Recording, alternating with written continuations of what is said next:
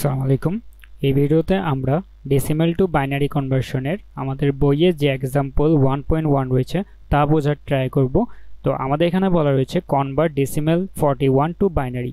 তাহলে আমাদের 41কে বাইনারিতে কনভার্ট করতে বলা হয়েছে। তো আমরা 41কে দেখো এখানে কি করেছে, 41কে হচ্ছে 2 দিয়ে প্রথমে ডিভাইড করেছে। তো আমাদের এখানে কোটিনেন্ট এসেছে 20 অ্যান্ড রিমাইন্ডার এসেছে হাফ অ্যান্ড আমাদের কোএফিসিয়েন্ট এসেছে 1।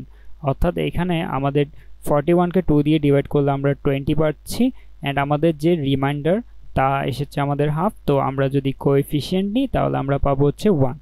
দেন আমাদের 20কে 2 দিয়ে ডিভাইড করলে আমাদের 10, রিমাইন্ডার 0 অ্যান্ড আমাদের এখানে কোএফিসিয়েন্ট হচ্ছে 0। তো এভাবে করে আমরা ততক্ষণ পর্যন্ত আমাদের এই ডিভাইড প্রসেসটা চালাবো যতক্ষণ পর্যন্ত আমাদের কোটিনেন্ট 0 চলে আসে না। তো 0 চলে আসলে আমরা হচ্ছে এটাকে স্টপ করে দিব অ্যান্ড আমরা এখান থেকে হচ্ছে কোএফিসিয়েন্টগুলো নিয়েই আমাদের বাইনারি নাম্বারটা তৈরি হবে।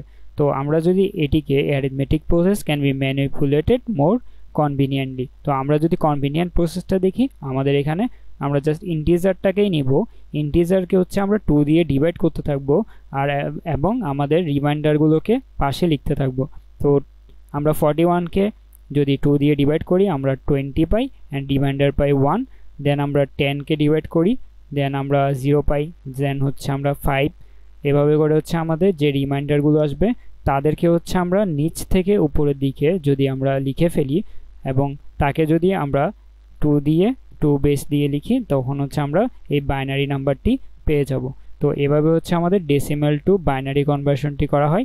তো নেক্সট ভিডিওতে আমরা হচ্ছে দেখব কিভাবে আমাদের দশমিক থাকলে তখন আমরা কিভাবে সংখ্যাটিকে বাইনারি ডেসিমাল সংখ্যাটিকে বাইনারিতে কনভার্ট করতে পারি।